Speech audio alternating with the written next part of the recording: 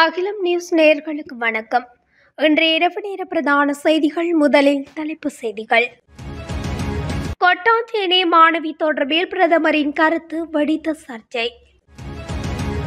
மஹிந்தவின் இல்லத்தில் அவசரமாக ஒன்று கூடும் மொட்டு கட்சியின் பிரபலங்கள்.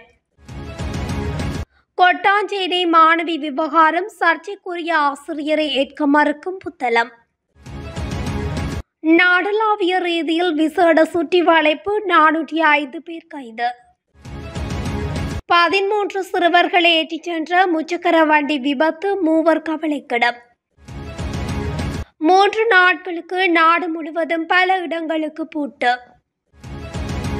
கொட்டாவை துப்பாக்கிச்சூடு கொலையானவர் தொடர்பில் அதிர்ச்சி தகவல். டெங்கு நோயாளர்களின் எண்ணிக்கை அதிகரிப்பு, உயரும் பலி எண்ணிக்கை. போலீஸ் ஊடக பேச்சாளர் அலுவலக பொறுப்பதிகாரி உயிரிழப்பு. தொடர்வன விரிவான செய்திகள். கொட்டாஞ்சேனை மாணவி விடயத்தில் முதலாவது சம்பவம் இடம்பெற்ற உடனேயே அது தொடர்பில் உரிய முறையில் தகவல் பதிவாகவில்லை என பிரதமர் ஹரணி அமரசூரிய நாடாளுமன்றத்தில் தெரிவித்துள்ளார். நாடாளுமன்றத்தில் இன்று இடம்பெற்ற அமர்வின் போதே அவர் மேற்கண்டவாறு குறிப்பிட்டுள்ளார். மேலும் கருத்து தெரிவித்த பிரதமர் இந்த விடயம் சரியான முறையில் பதிவாகவில்லை என்பது தொடர்பிலும், சம்பவத்துடன் தொடர்புடைய ஆசிரியர் தொடர்பில் எதற்காக உரிய முறையில் தகவல் வழங்கவில்லை என்பது தொடர்பிலும் கொட்டாஞ்சேனை மாணவி பயின்ற பம்பலப்பட்டியில் உள்ள மகளிர் பாடசாலையின் அதிபரிடமும் விளக்கம் கோரப்பட்டுள்ளது. எனவே இவ்வாறான சம்பவங்கள் மீள நிகழாமல் தடுப்பதற்காக மகளிர் மற்றும் சிறுவர் விவகார அமைச்சு, கல்வி அமைச்சு, தேசிய சிறுவர் பாதுகாப்பு அதிகார சபை, காவல்துறை ஆகிய தரப்புகள் அடங்கும் வகையிலான செயற்திட்டம் ஒன்றை நடைமுறைப்படுத்துவது தொடர்பில் கலந்துரையாடல் நடைபெற்றுள்ளது. இவ்வாறான சம்பவம் பதிவாகுமாயின் குறித்த 4 நிறுவனங்களும் அறிந்திருக்க வேண்டுமென்ற வகையில் இந்த செயற்பாடு முன்னெடுக்கப்படுகிறது என்று பிரதமர் ஹரணி அமரசூரிய தெரிவித்துள்ளார். பிரதமர் கூடிய குறித்த விடயம் தற்போது சமூக வலைதளங்களில் பரவி பாரிய சர்ச்சை ஏற்படுத்தியுள்ளமை குறிப்பிடத்தக்கது. ஸ்ரீலங்கா பொதுஜன பெரமுனவின் அரசியல் கட்சி கூட்டம் இன்று மாலை 4 மணிக்கு நடைபெறுகிறது. முன்னாள் ஜனாதிபதி மஹிந்த ராஜபக்ச தலைமையில் அவரது கொழும்பு விஜயராம இல்லத்தில் இந்த கூட்டம் நடைபெறுகிறது. இந்த கூட்டத்திற்கு ஸ்ரீலங்கா பொதுஜன பெரமுனவின் தேசிய அமைப்பாளர் நாமல் ராஜபக்ச உள்ளிட்ட கட்சியின் அரசியல் பிரமுகர்கள் பலரும் கலந்து கொள்ள உள்ளனர். கொட்டாஞ்சேனையில் தவறான முடிவெடுத்து உயிரிழந்த மாணவியின் மரணம் தொடர்பில் குற்றம் சாட்டப்பட்டுள்ள ஆசிரியருக்கு எதிராக புத்தளத்தில் ஆர்ப்பாட்டம் ஒன்று முன்னெடுக்கப்பட்டுள்ளது. குறித்த ஆசிரியரை புத்தளம் சாகிரா கல்லூரிக்கு இடமாற்றம் செய்வதாக கல்வி அமைச்சு நேற்றைய தினம் அறிவித்திருந்தது. இதனையடுத்து குறித்த ஆசிரியர் தங்களுக்கு வேண்டாம் என கூறி புத்தளம் சாகிரா கல்லூரிக்கு முன்னால் ஆர்ப்பாட்டம் ஒன்று நடத்தப்பட்டுள்ளது.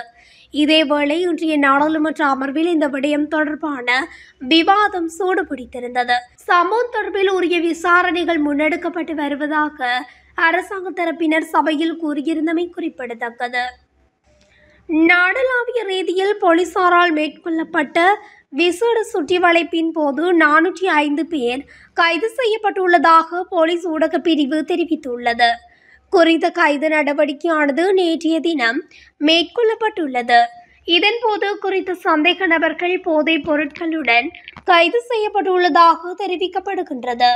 அதன்படி 99 பேர் ஹெரோயின் போதைப் பொருளுடன், 221 பேர் ஐஸ் போதைப் பொருளுடன், 85 பேர் கஞ்சா போதைப் பொருளுடன் போலீசாரால் இவ்வாறு கைது செய்யப்பட்டுள்ளனர் என்று போலீஸ் ஊடக பிரிவு மேலும் குறிப்பிட்டுள்ளது. அலுட்கமவில் 13 சிறுவர்களை ஏற்றிச் சென்ற முச்சக்கர வண்டியொன்று விபத்துக்குள்ளாகியுள்ளது. பின்கேன குருகத்த பிரதேசத்தில் உள்ள சிறுவர் இல்லத்திற்கு சென்று கொண்டிருந்த போதே இந்த சம்பவம் இடம்பெற்றுள்ளதாக போலீசார் குறிப்பிட்டுள்ளனர். பாடசாலை பைகளுடன் மாணவர்களை ஏற்றிச் சென்ற முச்சக்கர வண்டி வாகனத்தினிடையே தாங்க முடியாமல் அதிவேகமாக பள்ளத்தில் சென்று கொண்டிருந்த போது கவிழ்ந்ததால் இந்த விபத்து ஏற்பட்டது. விபத்தில் காயமடைந்த மாணவர்கள் மற்றும் முச்சக்கர வண்டியின் சாரதி வேறுவழி மருத்துவமனையில் அனுமதிக்கப்பட்டுள்ளனர். கவலைக்கிடமான நிலையில் இருந்த 6 பேர் நாகோட மருத்துவமனைக்கு மாற்றப்பட்டதாகவும் போலீசார் தெரிவித்தனர். நாடு முழுவதும் உள்ள இறைச்சி கடைகளை 12, 13 மற்றும் 14ஆம் தேதிகளில் மூட அரசாங்கம் முடிவு செய்துள்ளது. மேலும் பல்பொருள் அங்காடிகளில் இறைச்சி விற்பனை செய்வது தடை செய்யப்பட்டுள்ளதுடன் சூதாட்ட விடுதிகள், கெசினோக்கள் மற்றும் களியாட்ட விடுதிகளை மூடுவதற்கும் நடவடிக்கை எடுக்குமாறு அரசாங்கம் அறிவித்துள்ளது. 2025ஆம் ஆண்டுக்கான அரச வெசாக் விழாவிற்காக இந்த முடிவு எடுக்கப்பட்டுள்ளது. கொட்டாமை மாலப்பெல்ல பகுதியில் சுட்டுக் கொல்லப்பட்ட நபர் களுத்துறை எதின மண்டல பிரதேசத்தில் பாதாள உலக குழு தலைவர் சமயங் உள்ளிட்ட தரப்பினரால் மேற்கொள்ளப்பட்ட கொலை சம்பவத்தில் 8வது பிரதிவாதி என தெரிய வந்துள்ளது. உடவளவ பிரதேசத்தில் 4 கொல்லப்பட்டமை தொடர்பில் உயிரிழந்த நபர் மீது குற்றம் சுமத்தப்பட்டிருந்ததாக போலீசார் தெரிவித்துள்ளனர். கொட்டாவை மாலபெல்ல விகாரை வீதியில் நேற்றிரவு 8 மணிக்கு உந்துள்ளியில் செல்லும் போது மேற்கொள்ளப்பட்ட துப்பாக்கி பிரயோகத்தில் இந்த நபர் உயிரிழந்தார். உயிரிழந்தவர் 43 வயதுடைய எம்லிப்பட்டிய பிரதேசத்தைச் சேர்ந்தவர் என தெரிவிக்கப்படுகிறது. நாடு முழுவதும் டெங்கு நோய் பாதிப்பு அதிகரித்து வருவது குறித்து தேசிய டெங்கு கட்டுப்பாட்டு பிரிவு கவலை தெரிவித்துள்ளது. நடப்பாண்டில் இதுவரை 19,000க்கும் மேற்பட்டோர் பாதிக்கப்பட்டுள்ளனர் மற்றும் 7 பேர் உயிரிழந்துள்ளனர் என்று டாக்டர் சுதத் சமரவீர தெரிவித்துள்ளார்.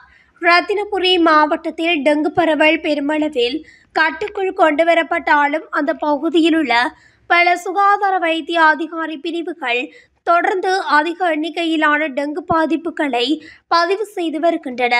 இதற்கு பதிலளிக்கும் விதமாக அதிக ஆபத்துக்கள் உள்ள MOH பிரிவுகளை இலக்காக கொண்டு ஒரு சிறப்பு டெங்கு ஒழிப்பு திட்டத்தை NDCU அறிவித்துள்ளது. கொசு இனப்பெருக்கம் செய்யும் இடங்களை அகற்றுதல், பொது விழிப்புணர்வு மற்றும் சமூக ஈடுபாடு ஆகியவற்றில் கவனம் செலுத்தும் இந்த பிரச்சாரம் மே 19 முதல் மே 24 வரை நடைபெறும் எனவும் தெரிவிக்கப்பட்டுள்ளது. போலீஸ் ஊடக பேச்சாளர் அலுவலகத்தின் பொறுப்பதிகாரியாக பணியாற்றிய தலைமை ஆய்வாளர் ஒருவர் உயிரிழந்துள்ளார். குறித்த சம்பவமானது இன்று இடம்பெற்றுள்ளதாக தெரிவிக்கப்படுகின்றது. உடல் நலக்குறைவு காரணமாக அவர் உயிரிழந்துள்ளதாக குறிப்பிடப்பட்டுள்ளது. களுத்துறை பகுதியைச் சேர்ந்த 52 வயதுடைய WADN மகாகுமார் என்ற பொறுப்பதிகாரியே இவ்வாறு உயிரிழந்துள்ளார். உடல்நலக்குறைவு காரணமாக வெளிசரை மார்பு மருத்துவமனையில் சிகிச்சை பெற்று வந்த நிலையில் இன்று காலை உயிரிழந்துள்ளார். போலீஸ் ஊடக பேச்சாளர் அலுவலகத்தில் சுமார் 15 ஆண்டுகள் பணியாற்றிய அவர் போலீஸ் துணை ஆய்வாளராக சேவையில் இணைந்து நாட்டின் பல பகுதிகளில் பணியாற்றியுள்ளார். அவரது இறுதிச் சடங்கு ஏற்பாடுகள் விரைவில் அறிவிக்கப்படும் என குறிப்பிடப்பட்டுள்ளது.